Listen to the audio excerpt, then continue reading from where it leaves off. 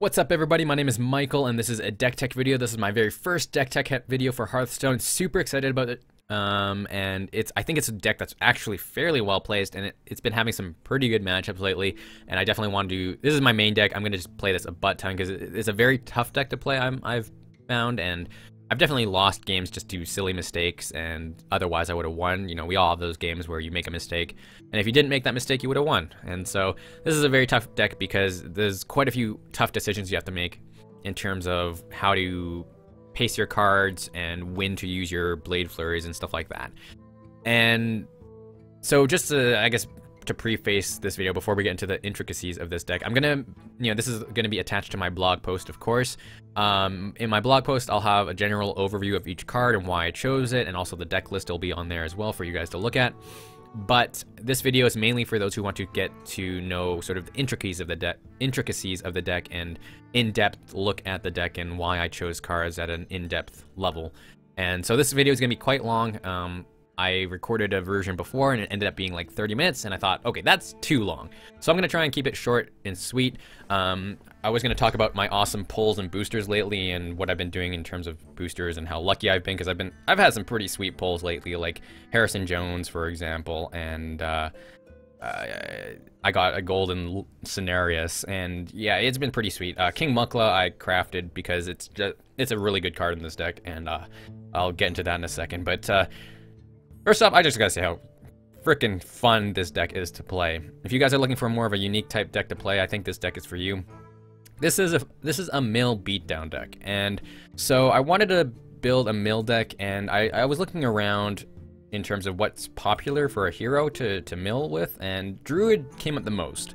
The reason is they have very efficient ways to make our opponent draw cards. They have very good utility, so they can deal with the board. And they have fairly good healing and big taunts and all that stuff, so they can slow down the game. But I feel they rely, I think, too much on the mill aspect of things, and a lot of times I feel if they get out-tempoed on board or outpaced, they really don't have many other win conditions. And so my deck tries to fix that, and I think that's why Rogue is a better mill, at least right now, especially with all the aggressive decks running around, like Face Hunter, Mech Mage, Mech Shaman's getting pretty popular, actually, and I think my deck's a little bit better placed against those ones. This deck does really well against the extremes. It actually has a fairly good matchup against most control decks, and it has fairly good matchups against really aggressive decks. Mid-range decks are probably my biggest problem, because they generally have really efficient minions that they can also supplement with very efficient removal.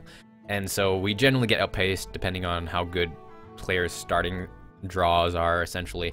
And winning those matchups is more in terms of having better RNG on your side, essentially, and having them having worse draws. But we're really good on the extremes of things, and I think that's what I really like about this deck. Is this deck has multiple ways to win. It has multiple ways of controlling the board and your opponent's deck, and there's some mind games you can play with this deck. And this deck's that's what makes this deck fun to play, is just so many fun things you can do with it. And this is the final list I came up with so far. Of course, lists can always be changed and always grow, and can always be grown. But I'm really happy with how this list turned out. So this is what we have so far. So how does this deck play out? So I'm calling it a mill beatdown deck because you are generally going to be using fairly stat efficient minions in the early drops and mid drops to hit your opponent enough where you can maybe close out the game with Tinker's Sharp Sword Oil plus Deadly Poison plus Blade Flurry. And if you have one of your bigger minions on board, you can easily do 18 plus points of damage in a single turn.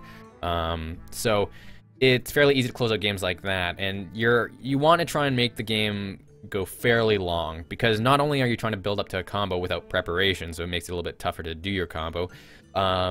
You're playing a mill deck, essentially. So also, for those of you guys who don't know what mill is, it's called fatigue in Hearthstone, but it comes from Magic the Gathering, where one of the win conditions is you can make your opponent draw enough cards where they don't have any more cards in their library, so they lose the game. In Hearthstone, you get your opponent down to 0 cards. Each time they try to draw a card, they take 1 point of accumulative damage. So Once they hit 0 cards in the deck and they try to draw a card, doesn't matter what kind of method, whether it be the next turn or a card that makes them draw a card, they'll take 1 damage. The next card they draw will take 2 damage. The next card they try to draw will take 3 damage, and so on and so on. And that's how you win in Hearthstone in terms of a mill deck. And so we're fine with a lot of different outcomes of damage. Like, we aren't trying to one-shot them with oil, but it can happen fairly easily. But if anything, we usually can use oil to help clear the board for the larger minions, or we can use oil to get them closer to 0, and the closer to the 0 means the less turns they have to take back control of the board and win once they're in fatigue state. So the lower they are to 0, the better, is essentially the main idea with this deck. And because there's a multitude of different outcomes in terms of winning with this deck, whether it be through fatigue, just hitting them with a minion, or bursting them with oil, you know, there's a lot of fun things you can do with this deck. So let's go over all the cards and why I chose each card, and maybe why I chose maybe why I didn't choose some other cards. So Backstab. It's just efficient. It's just a way to control the board early. It's a way to make stronger minions weaker for you to trade up. It's a way for you to use to combo with Tinker's Oil for free. I can't really say much else about this card. It's just deal 2 damage to an undamaged minion. Shadow Step. Shadow Step. Okay, I'll just go over Shadow Step. This is other than the Tinker's Oil combo. Shadow Step, Sap, and Vanish are the 3 main reasons why I wanted to go Rogue. Because we lack the healing, the utility, the card draw that Druid has, we have a little bit more board control, and we're playing minions that we're able to make very good use out of in terms of Shadow Step. Shadow Step is the best card in this deck, probably. Of course, it relies on other cards, but in terms of what minions we're using, I can't say nothing but good things about it. We can mill them for 4 with Shadow Step. Play Cold Light Oracle, play Shadow Step, bounce it back to your hand, play it again, fill your hand back up, burn a bunch of their cards for 4 mana. It's just so good. Anti-heal bot and Shadow Step, super good because we lack the healing, of course, that Druid has. We need extra ways to heal, and I've gained 30+ points of healing from anti-heal bots and Shadow Steps in a single game, because we want to play a longer game, and because we're taking a bunch of damage early on through hitting our opponent's minions or just baiting them into a large Vanish or MC Tech, for example. We need those extra healings, and that's why we are playing 2 anti-heal bots plus 2 Shadow Steps. Anti-heal bot and Cold Light Oracle are the main targets you're going to be using for Shadow Step, but there are some other fun things you can do. For example,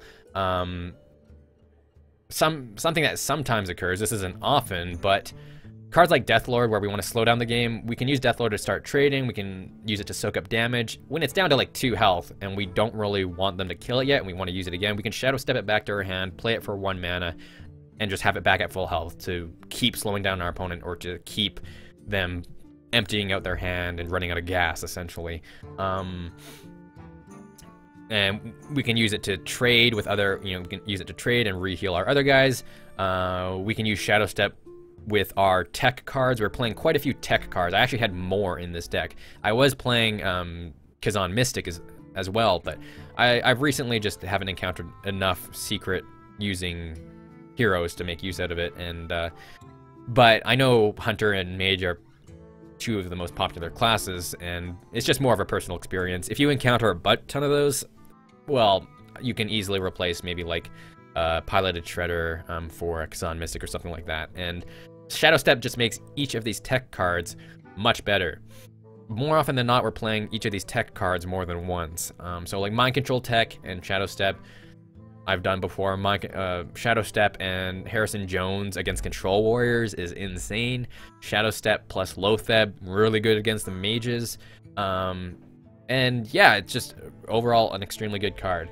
Deadly Poison and Blade Flare are pretty straightforward. It's just a way for us to hedge against the early aggressive matchups with just a simple 1-2 punch. Deadly Poison plus Blade Flare equals anything 3 or less on their side dead, plus deal some damage to their face. And yeah, just a very good board removal. And damage, of course, with Tinker's Oil. Sap is another, probably the next best card next to Shadow Step. It's a way for us to get back a lot of lost tempo. In the early games, we're essentially letting them almost build up a board state. Of course, it's all match dependent. You play this deck quite differently against a control deck than you would an aggressive deck, of course. So, but I like the option. Like, that's what I like about this deck. You have the option of playing either side of this deck. And Sap, you can use to just get rid of that taunt, so you have lethal with Tinker's Oil. You can get rid of... it's really good against paladins, for example, that like to buff their small minions. It's good against priests who like to buff their minions. It's just like a pseudo removal for their buffs while gaining a bunch of tempo. And it's good against druid because it makes them have to replay that large creature that they just played. So overall, it's just really, really good, especially good in conjunction once the game goes later on against decks that have a lot of cards in their hand, control decks, for example. Like, we can Cold Light Oracle, top off their hand, and this has happened more than once against a variety of different decks. If they've played, like, a really impactful legendary, for example, like Ragnaros or something like that, and they're almost at full... If they're almost at a full hand, we can Cold Light Oracle, get them to 10 cards in their hand, and what happens then is, you know, for those of you who don't know how sort of the mill or burning cards works for these decks, is if you have 10 cards in your hand, that's a full hand. So when you draw a card from your deck, if you have a full hand, it gets burned away, it gets discarded, you can never get it back again. And the same thing is for anything on the board. So if you have 10 cards in your hand, and your opponent puts a minion from your battlefield back into your hand with like a sap, it gets burned out right away. It's the same effect that drawing that card does when you have a full hand. So it's a 2-mana removal spell at that point. So that's happened more than once. You can use Cold Light Oracle, make their hand full, sap that large important creature, and just burn it right out of existence, essentially. So that's a fun small interaction that happens probably more than you would expect. Cold Light Oracle and Dancing Swords, just staples in pretty much any mill deck. Death Rattle, you get your opponent to draw a card, and it's just a solid body to trade on early with, and it's a good beatdown good beatdown card. Dancing Swords, King Mukla, Antibar Ambusher, they're just good stat-wise for their mana cost. So you're able to get quite a bit of damage in, and of course, because we're playing the Oil Rogue combo, or at least a large portion of it, we don't really need to get them to 0 with our creatures. We only need to get them to like 20 health, maybe 20 health, 18 health. That's virtually 0 depending on what we have in our hand. So Dancing Swords is good at that. And you know, it's a card that like your opponent might want to kill it to draw that card, but they'll usually have to devote resources to do that, right? So it's a win-win for you. Deathlord and MC Tech, I sort of went over that already, but Deathlord has just been super good it's been just really, really good. There's so many different things you can do with it in terms of how it affects your opponent's plays. So it's just a huge sponge. It makes your opponent devote resources to dealing with it, whether it be a fireball or whether it be a large removal spell or a bunch of smaller minions. Against Face Hunter, like if I see a hunter I'm going up against, and I see Deathlord in my opening hand, I always keep it. It's an insta keep against those matchups, because of the 2 power it has, it can trade with a lot of those drops, like Knife Juggler, for example, Haunted Creeper, it can kill it, and yeah, there's a lot of smaller creatures that those Face Hunters have, that they either have to run a bunch of those into Deathlord to kill it, or they have to have that hard removal. They have to have that Hunter's Mark. They have to have Kill Command, but even then that requires a beast, and even then Deathlord still won't die just from that. So you're getting a lot of stuff out of their hand, and you're pretty much running them out of gas. So we are able to control the board, essentially. And sure, the Death Rattle is your opponent puts a minion from their deck onto the battlefield, but that works towards multiple sides of your deck. Because it takes a card from the deck onto the battlefield, you're essentially milling them one. They don't get the battle cry effects off of those minions because they're not playing it from their hands. So, you know, a lot of those powerful legendaries, for example, like Lotheb, like Harrison Jones, and you know, those types of cards, they, and anything, you know, Battle Cry is just a very strong effect, you know, they don't get triggered. And so it allows you to do some fun things. And you know, cards like Druid of the Claw in Druid is just, they don't get those Battle Cry effects triggered off. So they don't get as much value out of those cards. And essentially it's just a natural minion that they get onto the field. Sure, that can be sometimes bad, but because you have cards like Sap, you have cards like Vanish, and you have very efficient board clearing through Blade Flurry, Deadly Poison, and Tinker's Oil, for example, you can deal with majority of minions out there. And it's like, this is one of the main reasons I'm not running like Big Game Hunter, for example, is like, Dr. Boom, I could care less. I look forward to people playing Dr. Boom against me because our deck handles Dr. Boom so well.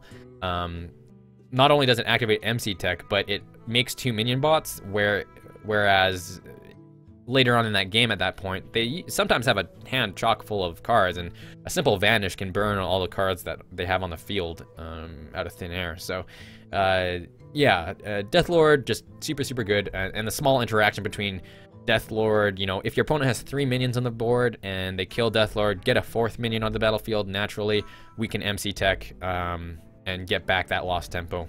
And it's just really cool interaction. And I have stolen multiple legendaries from people because they have snuck out a legendary from Deathlord, and it activates MC Tech, and I'm able to play that the following turn and just steal their legendary. So it's a pretty cool thing, and especially with Vanish.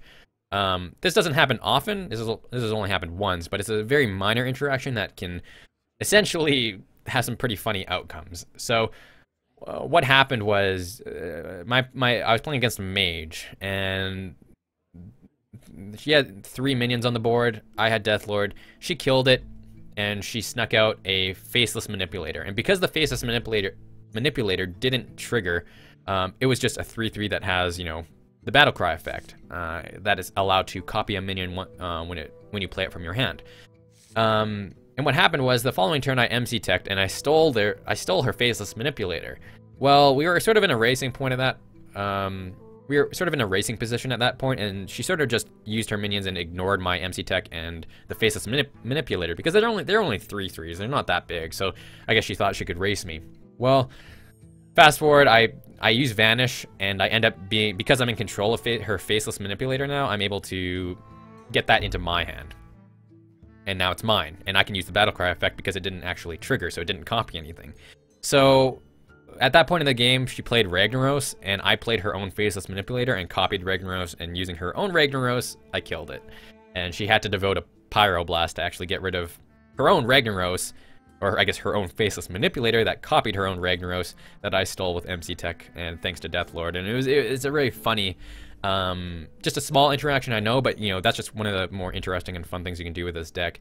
So King Mukla is just a recent addition to this deck, and I was, you know, as I was sort of figuring out, okay, Lowmaster Cho or King Mukla, because those are 2 cards I was sort of bouncing around between in terms of I needed a powerful legendary, but I still wanted stuff earlier on, because like we are a beatdown deck as well. Like we still want to try and hit them with our minions, or at least use our larger minions to control the board, and King Mukla does a really good job of that. Before I used to think, okay, you're giving them 2 bananas, and for those of you who don't know what the bananas are, they're cards that I think it's either 0 mana or 1 mana, but it gives a minion +1/+1. And I thought, okay, that's really bad. You're getting them value, but then I was like, okay, well, you're filling up their hand as well. And especially against control decks where they don't play a lot of smaller minions to make use out of those 1/1 buffs, that's really good for us. They're stuck with 2 bananas that they can't do. They have to deal with a 5/5 on the board at turn 3. And then again, you know, once their hand starts filling up with these useless bananas, it just makes Cold Light Oracle better. And there's been times where I've played King Mukla, you know, they're not able to deal with it. I hit them for 5, and then I Shadow Step it, and then I give them 2 more bananas. So it's fine, especially because even if they devote, you know, even if they get 4 bananas, and even if they put all those 4 bananas on a single minion, we could sort of care less because we have cards like Sap, because we have cards like Vanish. That's why I really like Rogue, and Sap is a very efficient card to deal with those buffs. Sure, they may buff it, but we just sap it.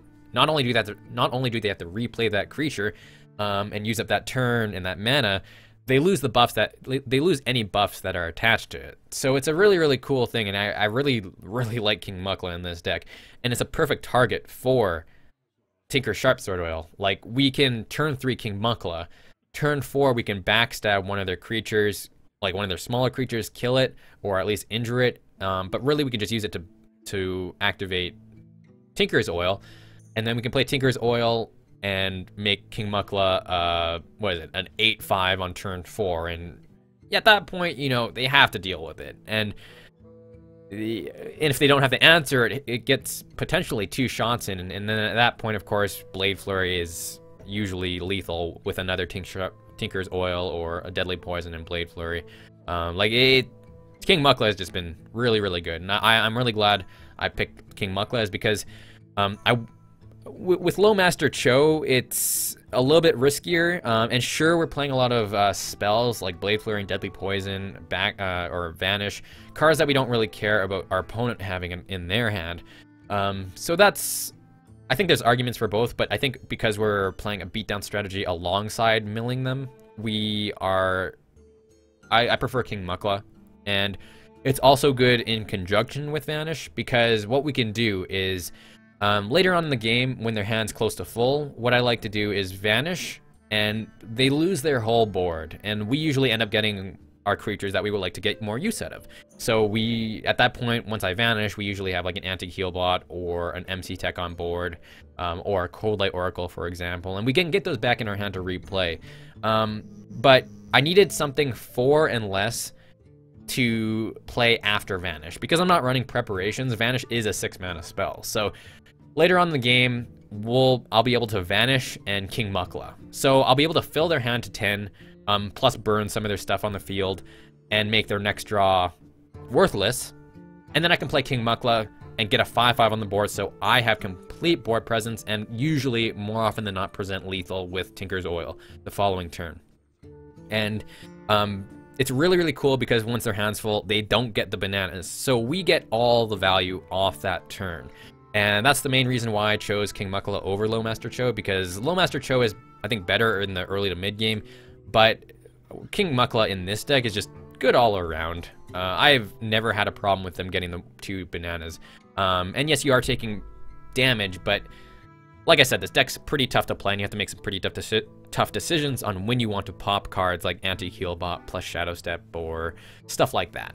And you know, you'll notice that we're not really playing any taunt creatures other than Deathlord. So it's like you have to make. There's a lot of different routes you can go during the match, and you really gotta know matchups. You really gotta know certain key target spells your opponent might have. So, but yeah, King Mukla has been super good, and super good, and you can have just a lot of fun with it.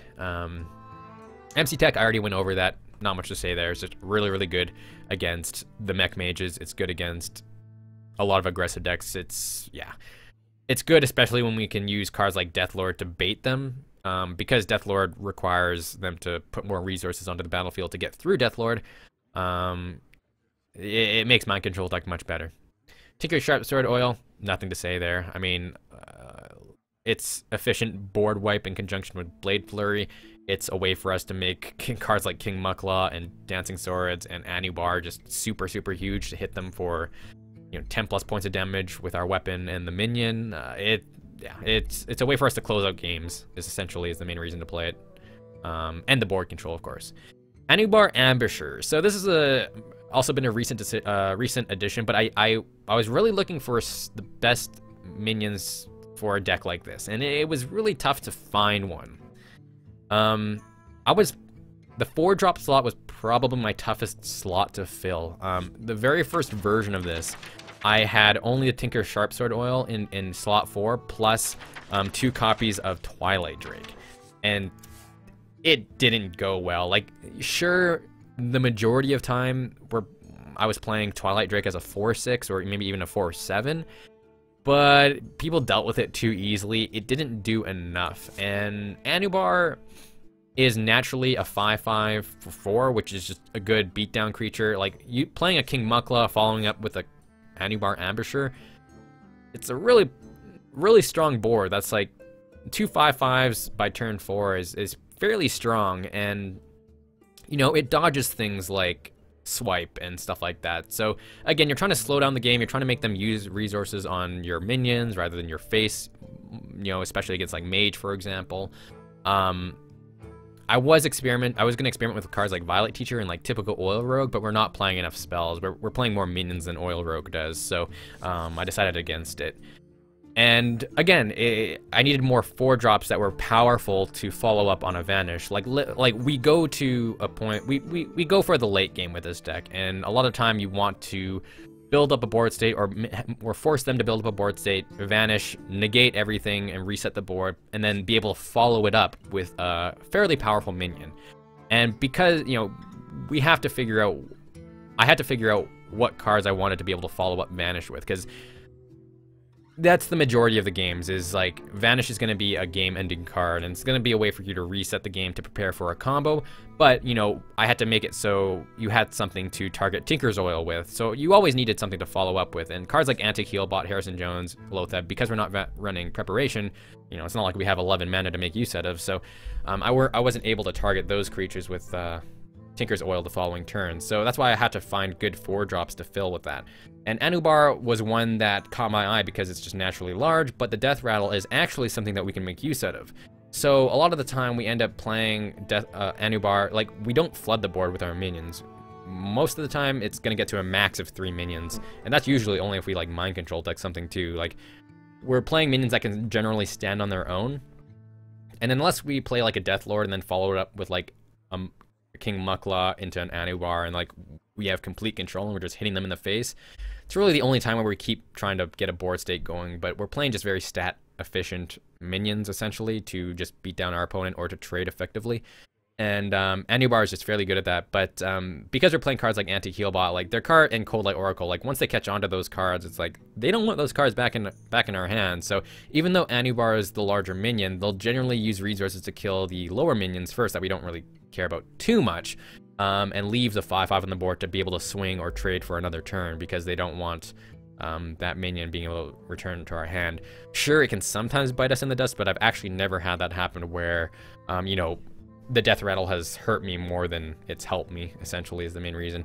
Piloted Shredder has been a fairly recent addition as well, but I also wanted something to hedge against board wipes and stuff like that. And like, we all know how good Piloted Shredder is. It's just being able to get something on the board after a board wipe is just another good target for Tinker's Oil, for example. It's like, I wanted something that has some lasting time on the field.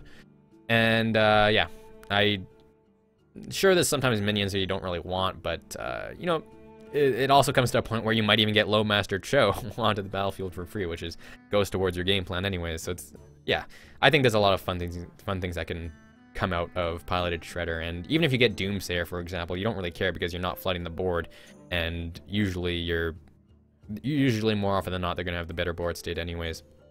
It's essentially getting a free Vanish at that point. Anti-Healbot, we needed 2. We needed 2 in conjunction with Shadow Step. It's just a way for us to live. Like, if it wasn't for Anti-Healbot, I would have lost so many games. A lot of the time, late game, you will end up Anti-Healbotting plus Shadow Stepping and then playing it again, and just to get back in the game. Because you know, for example, that you can follow it up with a Sap or follow it up with Vanish the following turn to just not only get your Anti-Healbot back in your hand, but you can reset the board and just still have that life total to play around with. And like, you're playing for the late game, right? And there are sometimes times where you might end up in fatigue the same time your opponent does, or at least near the same time your opponent does. So like, the higher up you are in health total, the better chance you'll have for winning, essentially. Harrison Jones has been really good, especially with against hunters, because they play weapons. Mech shamans have become more popular. They use weapons. Control Warrior has been really good. Just being able to get rid of their weapon and draw into more of your gas, essentially. So yeah, Harrison Jones has been really good, and it's just another tech card that's really good alongside Shadow Step. And yeah, all these tech cards like Harrison Jones and Lotheb and MC Tech, you know, played more than twice in a single game thanks to Shadow Step and Vanish. Lotheb is just really, really solid. It's just a 5/5 for 5 that you can curve out with, but it's also good against the mages. It's one reason our mage matchups are extremely good, because, you know, we negate almost a whole turn, especially if they're like freeze mage, for example. They really can't do anything for a whole turn, which means that we can combo that with Cold Light Oracles and just, you know, they generally have a full hand regardless. And because of the way our deck plays out, we're not really filling up the board. So cards like Flame Strike, for example, and Board Wipes, they stay stuck in our opponent's hand for the majority of the game. And even then, when they play them, they sometimes have to waste them just to kill like one piloted Shredder. And that's happened before. And because they realize we're trying to fill up their hand, so they're just quickly trying to get cards out of their hand, but they really don't have much to do. Like, our deck shuts down options, and that's what I really like about it, is we have our own strategy, and it definitely interferes with quite a few strategies out there already. And I realize this has just hit 30 minutes, but if you guys have watched all of this, kudos to you. If not, you guys can read you guys have probably just already read the general overview of the deck on the blog post. And Vanish, just good at burning out anything on the field once their hand's full. It's good at getting your value creatures back in your hand to reuse. It's good at resetting the board to prepare for a King Mukla and Tincture's Sharpsword Oil the following turn for lethal. It's just, Vanish is just so good. And especially against, this is one of the main reasons why we're really good against Shamans and Paladins, is because their hero power produces tokens, and we're good against anyone who produces tokens. And this is another good reason why we're good against Oil Rogue, is because Vanish puts those tokens back into their hand, which is completely useless to them. It fills up their hand, and it makes their draws burn out. They have to replay all that stuff. It's just very, very good. And even against Druid, it's fairly good, because it negates a lot of their stuff that they have, and you know, any buffs that our opponents have on their minions, they lose with Vanish. And yeah, we're essentially getting the most value out of Vanish than our opponent is when we play it. And that's Vanish is like one of our trump cards, I guess. And because you're playing it later on in the game, at that point, they're usually have drawn a lot of cards. They've usually close to fatiguing or whatnot. And yeah, easily with Cold Light Oracle, you're able to top off their hand and then play Vanish, and then they burn stuff trying to get back into their hand from the field, and it also negates their next draw, so that's pretty cool. But yeah, that's the deck, you guys. That's my very detailed thoughts on each card and how it interacts and how it all sort of comes together. Let me know if you guys have any sort of suggestions for the deck, and you know, I think this deck is really fun to play. Give it a try, let me know what you think, and if certain cards worked out better for you, let me know what they are. Always looking to improve the deck, and I'll definitely get some gameplay videos up for you guys in the future. I just realized, I know I meant to not make this video super long, not a 30-minute video, but I don't want to record this again. This has turned out fine. I've gone through pretty much every single detail about the deck, and hopefully you guys enjoyed watching or listening to it. You can just listen to it, and then just look at the general overview of the deck list on the blog post that I'll upload alongside this. So thank you guys so much for watching. Take care, and I will definitely be back in the future with some more awesome content. So make sure to hit that subscribe button if you enjoyed. Follow me on Twitter for all things me, and I will talk to you guys later. Have a great night, day, morning, whatever, and I will see you guys later.